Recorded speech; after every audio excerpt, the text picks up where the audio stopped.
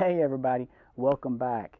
Alright, so today I am doing a video based on a request from someone. So somebody asked about the honeybees, and I know I've posted a couple reels about our honeybees, and I'm going to do a little bit more of a video here today. Before I get into the video, one thing I'm going to say though is I've had bees for 1 year, and I have a lot more of learning left to do on them. Unfortunately, around us, we used to have a lot of neighbors, old timers. I mean, no disrespect intended. They're just that they were older men mainly around here that had honeybees. Well, they've all passed on now, and there's not many people out here in this area still that raise bees. There are a couple, and they're so busy with taking care of bees because there's so few beekeepers, or if you want to be technical about it, I guess apiarists, then there's so few of them out there that they're so busy taking care of everyone's bees that they really don't have a lot of time to hold the hand of somebody like me to try to show them along. So I'm calling people that have dabbled in bees. I'm watching videos, I'm reading, I'm trying to read up on anything I can to try to help me learn more about the bees. Today what we're doing is, first of all, a year ago I got a swarm of bees, and I put in what they call a deep box, and I'll try to show video clips of it here in a little bit. I'm doing the video over here so that way when I'm over with the bees, I'm minimizing the amount of time I'm disturbing them. So I'm going to try to talk about what I'm going to do mostly here today at the house before I walk over to the bees, and I'll show you what's going on over there. But I started off with a swarm of bees, and I had what they call a deep box, kind of a brood box basically. Well, the bees worked on that brood box all summer long, and they finally built up their primary larva. They built the comb in there, had larvae in there, and I went ahead and I added what we call a medium box on top of that. So a lot of people say the word super. Well, super is just kind of a generic term for different depths of boxes. So what I've got here beside me is I've got a shallow box, and it's the depths are very specific, and I don't know the exact depths of those boxes offhand, but I'm still getting caught up on all the terminology, nomenclature. One thing I will say is I've learned is if there was ever a group, no offense intended to most people out there, but if there ever was a group of people that were more harsh on somebody that's a beginner, it's the beekeeper and the apiarist side of things. If you're not using the precise terminology, they will ream you. If you do something that they don't do exactly right, boy, they will give you down the road, because in their mind, there's one way to do something. I run into that kind of mindset a lot of things in what I do with my work, and in most every instance, there's multiple ways to do the same thing and get a similar result. But, I do not have enough experience or anything to be criticizing or critiquing anyone on what they're doing, and there's probably several flaws in what I'm doing with my bees. This is just going to share with you the, stage we're at right now with our bees and what I'm doing today. So I start off with the deep. It got filled up. I added a medium super on top of that, and they worked on that and lived off of that. They need a certain amount of honey to survive all winter long. Not just the adult bees that are in there, but you've also got you got to have enough room for all the larvae that's in there. Well, the larvae have mostly hatched now, and I went from probably having 500 to 1,000 bees to probably now having 3,000 to 5,000, give or take, bees, is what somebody told me. I don't know, not like I'm counting them or anything, but I mean, there's bees everywhere, and they're just swarming in and out like crazy. So they're running out of room, and things are starting to bloom here now. So as the nectar flow begins to come in, as more things begin to bloom and the nectar becomes a lot more prevalent in the area, the bee activity is going to pick up, and they're going to start building and storing honey very quickly. So I need to get this shallow box put on top. The catch is, if I just stick this box on there the way it is, then the queen is going to have access to come up into it, and as they build the comb up there, she can actually start laying eggs into each of those cells inside the honeycomb.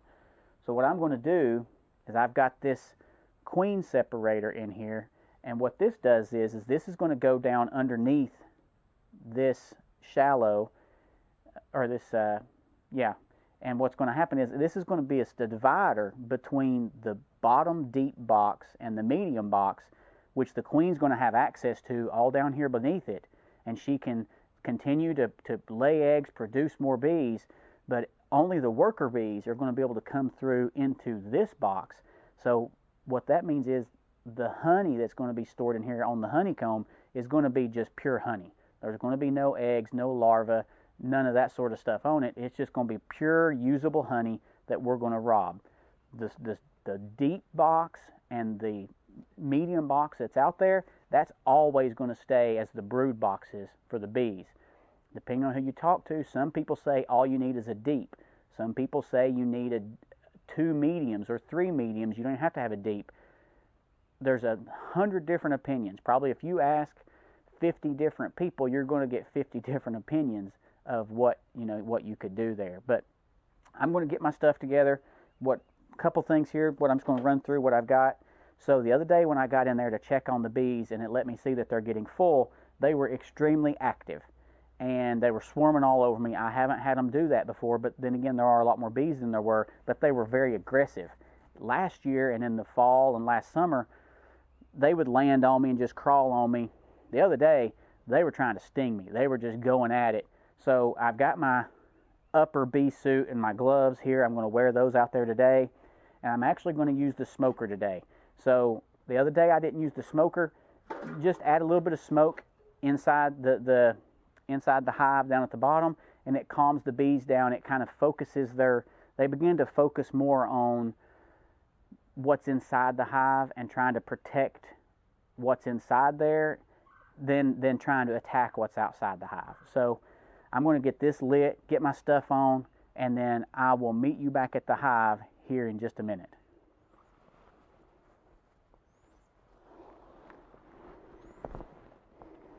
All right, let's get this thing on. This is just a cheap bee jacket.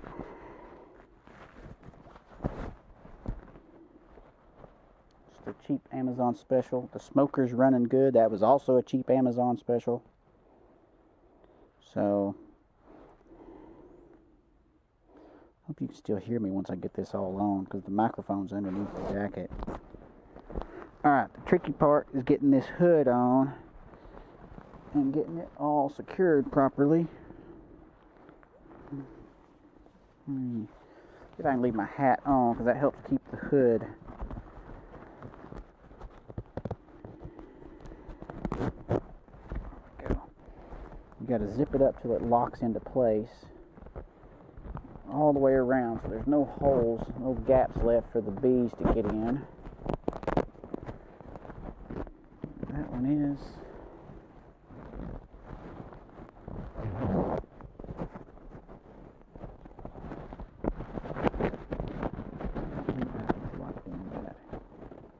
No, it's not.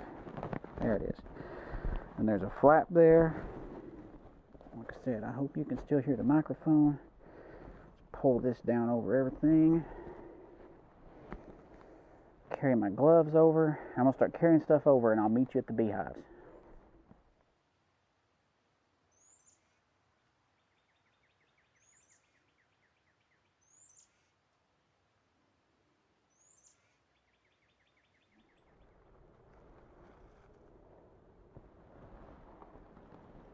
Smoking just.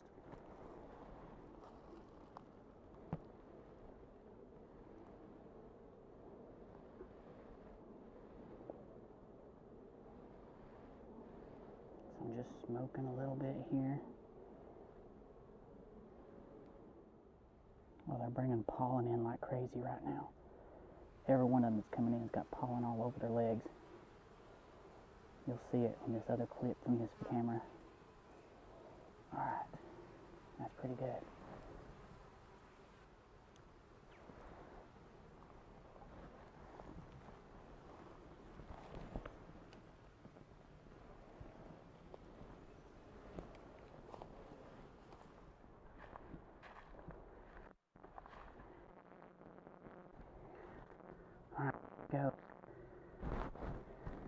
see if I can get this off without...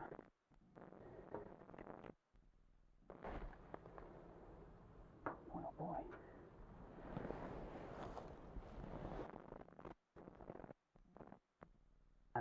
Lid, beetles all over that thing. I can get those beetles off there. This is probably stuck down again.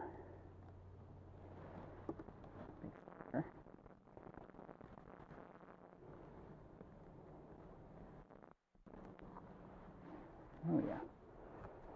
Good number of bees. Boy, that's stuck on. Oh, there it went. Well, that popped loose.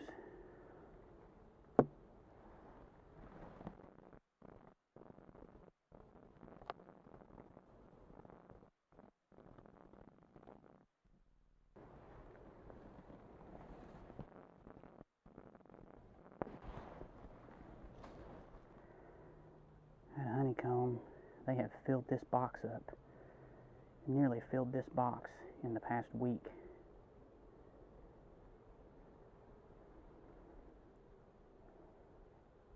Oh man. Queen divider. Queen separator.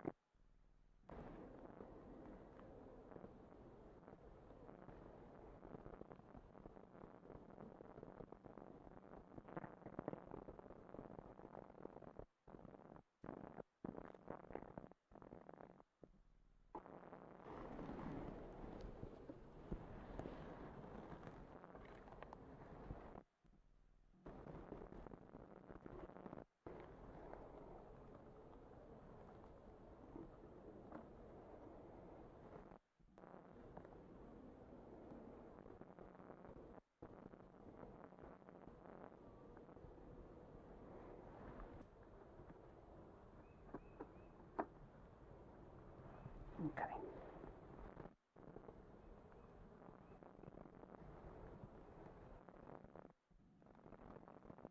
Get off there, bee. Put that on there. And putting the rocks on top. Hold it down. The bees form a wax layer in these boxes that the box that I just added, and it'll help seal it up. Start doing here next is they'll start building a seal between those layers. So, and like I said, these boxes aren't exactly the same size, so they're not a perfect fit up, but it's what I've got. Anyway.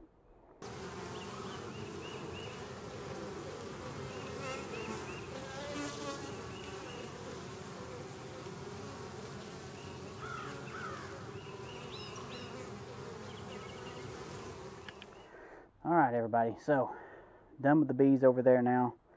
That was getting kind of hot in that. Now if you're looking into doing bees, keeping bees, you can get all different levels and qualities of jacket. I mean, like I said, that was a cheaper one. I think it may have been $25 or $30. Some of the really heavy duty, kind of stinger resistant coats, I saw they're over $100, the ones I looked at. But typically I wear a thicker layer underneath, and then I usually wear blue jeans.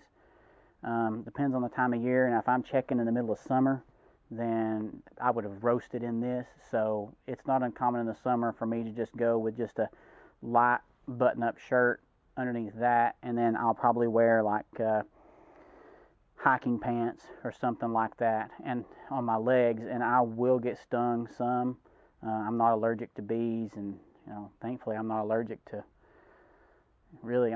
the poison ivy, poison oak, any of that stuff. I'm really fortunate that I don't have to deal with that. But so it doesn't hurt really. A lot of times I don't realize I've been stung until I go in later, and I kind of find the stinger going through the pants and stuck into my leg. So I don't really feel it because I guess I'm so wrapped up and focused on the moment. Anyway, I don't know how much you could hear. I don't know. I haven't had a chance to check the audio yet from while I was working over there. But the box that was on top, the medium that was on top, was nearly full, and so the shallow that I just added with the queen separator below that. I'm going to have to check this thing on a regular basis. I hope the video showed that I took with the bees were coming into the hive. All of them had pollen all over their legs. I mean, that's just so cool to see up close like that. So they're working hard. I mean, you can see all the dogwoods are blooming. I've got purple dead nettle everywhere up here. Dandelions are starting to bloom. Some clover's starting to come in. Wildflowers are blooming. I mean, there's a lot of stuff up here that they can get pollen from. And I need to be probably checking it now. I'm going to probably check it once a week going forward. And I need to have me another box ready.